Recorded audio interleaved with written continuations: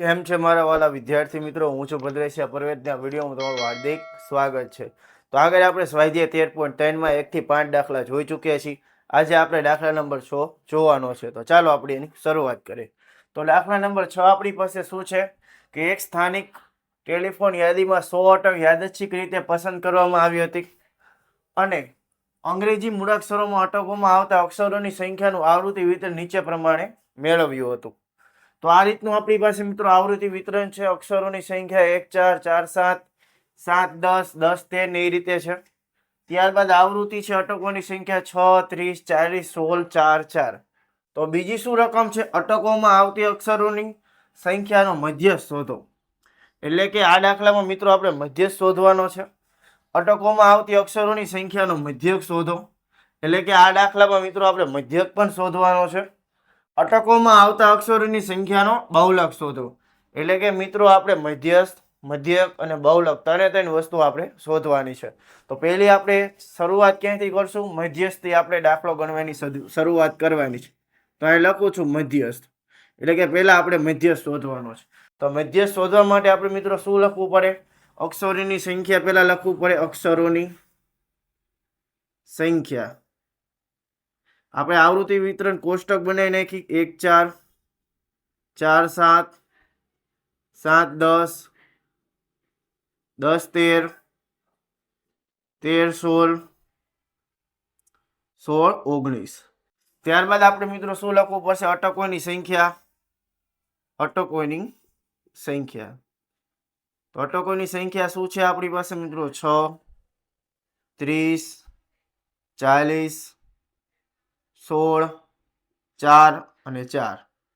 અને આમાં આપણે કોષ્ટક બનાવી નાખી. તો મિત્રો આપણે કોષ્ટક બનાવી નાખ્યું છે.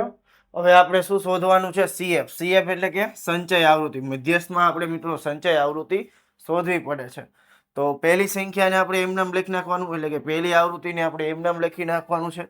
ત્યારબાદ મેં તમને કહ્યું છે કે ક્રોસમાં સરવાળો કરવાનો. 6 ને 30 36 36 ને 40 76 76 ને 16 92 92 ને 4 96 96 ને 4 100. તો n બરાબર આપણને કુલ અવલોકન મિત્રો કેટલા મળવાના છે? 100 મળવાના છે. તો આટલી માહિતી મિત્રો આપણે શોધી નાખી છે. હવે મિત્રો જે પણ માહિતી છે એકવાર આપણે લખી નાખવાની છે. શું લખવાનું છે? અહીં આપણને n બરાબર 100 મળે છે. એટલે આપણે લખવું પડશે કે અહીં n બરાબર 100 માટે n છેદમાં 2 બરાબર 100 છેદમાં 2 બરાબર કેટલા મળે? 50. કેટલા મળે છે? 50 મળે છે. 50 ને આપણે હવે CF માં જોવા પડશે. તો CF માં જોયું તો 50 કઈ રકમમાં છે? તો 50 મિત્રો 76 માં છે. તો 76 નો ઉપરનો જે વર્ગ છે એ મધ્યસ્થ વર્ગના આગળના વર્ગની સંચય આવૃત્તિ. 76 સામેની જે સંખ્યા છે એને આપણે કહેવાની છે મધ્યસ્થ વર્ગની આવૃત્તિ. ત્યારબાદ 40 સામેનો જે વર્ગ છે આને કહેવાય છે મધ્યસ્થ વર્ગ. અને આપણી પાસે અધસીમા મિત્રો કેટલી છે? 7 છે. અધસીમા કેટલી છે? 7 છે. ત્યારબાદ ગાળો એટલે કે h બરાબર આપણી પાસે કેટલા છે મિત્રો? ગાળો 3 નો છે. ગાળો કેટલાનો છે? 3 નો છે. તો બધી માહિતી આપણને મિત્રો મળી જાય છે. હવે એકવાર આપણે લખી નાખવાની છે. તો આપણે લખશું 50મું અવલોકનને અનુરૂપ વર્ગ. 50મું અવલોકનને અનુરૂપ વર્ગ કયો છે? 7 10 છે. 7 10 છે. માટે મધ્યસ્થ વર્ગ 7 10 થાય. હવે આપણે લખવું પડશે L એટલે મધ્યસ્થ વર્ગની અધસીમા. મધ્યસ્થ વર્ગની અધસીમા. મધ્યસ્થ વર્ગની અધસીમા મિત્રો કેટલી છે? 7 છે. તો આપણે 7 લખી નાખશું. ત્યારબાદ આપણે લખવું પડશે CF મધ્યસ્થ વર્ગના આગળના વર્ગની સંચય આવૃત્તિ. મધ્યસ્થ વર્ગના આગળના વર્ગની સંચય આવૃત્તિ. તો મધ્યસ્થ વર્ગના આગળના વર્ગની સંચય આવૃત્તિ મિત્રો કેટલી છે? 36 છે. ત્યારબાદ F એટલે મધ્યસ્થ વર્ગની આવૃત્તિ. તો મધ્યસ્થ વર્ગની આવૃત્તિ મિત્રો આપણી પાસે કેટલા છે? 40 છે. તો આપણે 40 લખી નાખશું. ત્યારબાદ h એટલે કે વર્ગ લંબાઈ. વર્ગ લંબાઈ આપણી પાસે મિત્રો ગાળો કેટલાનો છે? 3 3 નો ગાળો છે. જો 1 અને 4 માં 3 નો ગાળો, 4 અને 7 માં 3 નો ગાળો છે. હવે આપણે જે પણ માહિતી છે મિત્રો એને આપણે કેમાં મૂકવાની છે? સૂત્રમાં મૂકવાનું છે. તો આપણું સૂત્ર શું છે મધ્યસ્થનું? તો મધ્યસ્થનું સૂત્ર છે m બરાબર l વત્તા n2 ઓછા cf છેદમાં f ગુણ્યા h. આ મિત્રો આપણી પાસે મધ્યસ્થનું સૂત્ર છે. તો l બરાબર આપણને કેટલા મળે છે મિત્રો? 7. n2 એટલે કેટલા છે? 50. cf આપણી પાસે મિત્રો કેટલા છે? cf એટલે સંચય આવૃત્તિ 36. f એટલે કેટલા છે આપણી પાસે મિત્રો? 40 છે. અને h એટલે વર્ગ લંબાઈ કેટલી છે મિત્રો? 3. તો બધી માહિતી મિત્રો આપણે સૂત્રમાં મૂકી દીધી છે. હવે મિત્રો આપણે આનું સાદું રૂપ આપવાનું છે. સૌપ્રથમ હું અહીં લખી નાખું છું કે 7 વત્તા 50 માંથી 36 જાય તો કેટલા વધે મિત્રો? 14. 14 ના છેદમાં 40 ગુણ્યા કેટલા રહેશે? 3. 7 વત્તા, હવે જો છેદ ઉડે છે તો એટલો આપણે છેદ ઉડાડી દેવી. 14 ના અડધા 7 થાય, 40 ના અડધા 20 થાય ગુણ્યા 3. 7 વત્તા 7 તરી કેટલા થઈ જાય? 21 છેદમાં 20. 21 છેદમાં 20, કારણ કે 3 અહીંયા ભાગાકારમાં હોય અને અહીં ગુણાકારમાં હોય એટલા માટે. તો 7 તરી 21 અને 20 ના 20. હવે 21 ભાગ્યા આપણે મિત્રો 20 કરવાના છે. તો અહીં કરી નાખી 21 ભાગ્યા 20. 20 એકા 20, 1 વધે. એ દાખલો પૂરો થઈ જાય, પરંતુ પોઈન્ટ મૂકવાનો છે. ઘરનો લગાડો 0, ભાગ નથી હાલતો 0. અહીં 0 લગાડો. 20 પંચા 100, બાદબાકી 0 0 0. તો આપણને કેટલા મળે? 1.05 આપણને મળે છે. હવે આ બંનેનો સરવાળો 7 ને 1 8.05. તો મધ્યસ્થ મિત્રો મને કેટલો મળે છે? 8.05 મિત્રો આપણને મધ્યસ્થ મળે છે. તો આપણે લખી નાખશું અહીં આપણે અટકોમાં આવતા અક્ષરોની સંખ્યાનો મધ્યસ્થ. અટકોમાં આવતી સંખ્યાનો મધ્યસ્થ કેટલો છે મિત્રો? 8.05 છે. તો અહીં આપણે મધ્યસ્થનો દાખલો મિત્રો ગણી નાખ્યો છે. હવે આના પછી આપણે મધ્યકનો દાખલો ગણવાનો છે. આપણે એક જ કોષ્ટકમાં બધા દાખલા ગણી શકીએ છીએ, પરંતુ એ રીતે હું જો ગણાવીશ તો તમને ગૂંચવણ થશે. એટલા માટે આપણે એક એક દાખલો અલગ અલગ સમજાવી છે. તો મધ્યસ્થ હવે જોઈ લીધો, હવે આપણે જોવાનો છે મધ્યક. તો ચાલો એને પણ આપણે જોઈ લેવી. તો હવે મિત્રો આપણે આ દાખલામાં મધ્યક ગણવાનો છે. તો મધ્યકમાં આપણે મિત્રો કઈ રીત લઈશું? તો આ વર્ગ લંબાઈ મિત્રો સરખી છે એટલી માટે આપણે પદ વિચલનની રીતથી જ દાખલો ગણશું. તો એની માટેનું પહેલા હું કોષ્ટક બનાવી નાખું છું. તો મિત્રો આપણે કોષ્ટક બનાવી નાખ્યું છે. હવે આપણે તમને ખબર જ છે કે જ્યારે પદ વિચલનની રીતે આપણે દાખલો ગણી ત્યારે સૌપ્રથમ અક્ષરોની સંખ્યા એટલે કે વર્ગ આપણે અહીં લખી નાખવાના છે. ત્યારબાદ અટકોની સંખ્યા એટલે કે જે આવૃત્તિ છે એને આપણે લખી નાખવાનું છે. ત્યારબાદ આપણે મિત્રો શું શોધવાની છે? મધ્ય કિંમત. યાદ રાખજો, મધ્ય કિંમત એટલે શું? xi આપણે શોધવાની છે. આ વસ્તુ આપણે મધ્યકના દાખલામાં ફરજિયાત કરી જ નાખવાનું છે. તો એટલું પહેલા આપણે લખી નાખીએ. અક્ષરોની સંખ્યા આપણી પાસે શું છે મિત્રો? 1 4 4 7 7 10 10 13 13 16 16 19. તો એટલું આપણે મિત્રો લખી નાખ્યું. ત્યારબાદ આવૃત્તિ પણ લખી નાખ્યું. 6 30 40 16 4 અને 4. આ રીતે આપણે આવૃત્તિ પહેલા લખી નાખવાની છે. ત્યારબાદ મધ્ય કિંમત શોધવાની છે. 1 ને 4 કેટલા થાય મિત્રો? 5. 5 ના અડધા કરો તો આપણને કેટલા મળે? 2.5. એ રીતે 7 ને 4 11. 11 ના અડધા કરો તો કેટલા મળે? 5.5. તો આ રીતે 3 3 નો ગાળો છે. તો આપણે લખી નાખીએ 8.5. 8 ને 3 11.5. તમે ગણતરી કરશો તો પણ એ જ મળવાનો છે. 10 ને 3 23. 23 ના અડધા કરો તો કેટલા મળે? 11.5. 13 ને 16 29. 29 ના અડધા 14.5. ત્યારબાદ 17.5. તો મિત્રો આપણે મધ્ય કિંમત શોધી નાખી છે. હવે ગમે એક સંખ્યાને આપણે મિત્રો એ ધારવો પડશે. આપણે 8.5 ને મિત્રો આપણે એ ધારી લેવી. હવે આપણે શું લખવું પડશે? યુઆઈ માટે શું સૂત્ર છે? xi ઓછા a છેદમાં h. આની સામે આપણે 0 ઉપર -1 ઉપર -2, નીચે 1 2 અને 3 આપણે લખી નાખવાના છે. હવે આપણે fi અને ui નો શું કરવાનો છે મિત્રો? ગુણાકાર કરવાનો છે. 6 દુ 12 વત્તે ઓછા 30 એકા 30 વત્તે ઓછા 40 ગુણ્યા 0 40 16 એકા 16 4 દુ 8 4 તેરી 12. તો આપણે મિત્રો ગુણાકાર પણ કરી નાખ્યો છે. તો હવે આપણે આનો સરવાળો કરવાનો છે. પહેલા માઇનસ વાળાનો પછી પ્લસ વાળાનો. તો 12 ને 30 કેટલા થઈ જાય 42 પણ કેવા માઇનસ. 12 ને 8 20 20 ને 16 કેટલા થઈ જાય છે 36. તો બાદબાકી કરીએ તો ઓછે વત્તે ઓછા 42 માં 36 જાય તો કેટલા મળે 6 મળે છે. પરંતુ આપણે મોટી રકમ માઇનસ છે તો આપણે માઇનસ મૂકવા પડે. તો સિગ્મા FIUI આપણને કેટલા મળે છે -6. અને આ કુલ ટોટલ કેટલો મળે છે એ પણ કરવો પડશે. અહીં હમણાં આપણે આગળના મધ્યસ્થના દાખલામાં આપણને કુલ ટોટલ 100 મળ્યો હતો. તો આપણે લખી જ નાખશું સિગ્મા FI બરાબર 100. હવે જેટલી પણ માહિતી છે મિત્રો એકવાર આપણે મિત્રો લખી નાખવાની છે. અહીં સિગ્મા FIUI બરાબર આપણી પાસે મિત્રો કેટલા છે -6 અને એ બરાબર આપણે ધારેલી રકમ કેટલી છે મિત્રો 8.5.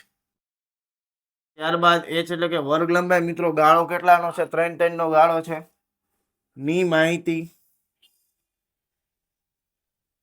સૂત્રમાં મૂકતા. તો આ જેટલી પણ માહિતી છે મિત્રો આપણે સૂત્રમાં મૂકવાની છે. તો આપણી પાસે મિત્રો મધ્યકનું પદ વિચલનની રીતનું સૂત્ર શું છે મિત્રો આપણી પાસે પદ વિચલનની રીતનું સૂત્ર છે મધ્યક બરાબર a વત્તા સિગ્મા FIUI છેદમાં સિગ્મા FI ગુણ્યા h. આ રીતનું આપણી પાસે મિત્રો શું છે સૂત્ર છે. a બરાબર મિત્રો કેટલા છે આપણી પાસે 8.5. સિગ્મા FIUI આપણી પાસે મિત્રો કેટલા છે -6. સિગ્મા FI 100 અને h એટલે વર્ગ લંબાઈ કેટલી છે 3. 8.5 6 તરીકે કેટલા થઈ જાય મિત્રો 18 થઈ જાય. ઓછે વત્તે ઓછા અને 100 ના 100. હવે મિત્રો ડાયરેક્ટ પોઈન્ટ દૂર કરી નાખી વત્તે ઓછે ઓછા અને પોઈન્ટ દૂર કરી તો કેટલા મળે 0.18. કારણ કે તમને ખબર છે છેદમાં 100 છે એટલા માટે 0.18 આપણે લખી શકીએ વત્તે ઓછે ઓછા. 8.5 માંથી 0.18 બાદ કરો. 8.5 માંથી 0.18 બાદ કરી તો અહીં 0 અહીં લીધો 10 કો અહીં કટિંગ થઈ જાય 4. 10 માંથી 8 જાય તો 2 4 માંથી 1 જાય 3 અને 8. તો 8.32 આપણને શું મળે છે મિત્રો મધ્યક મળે છે.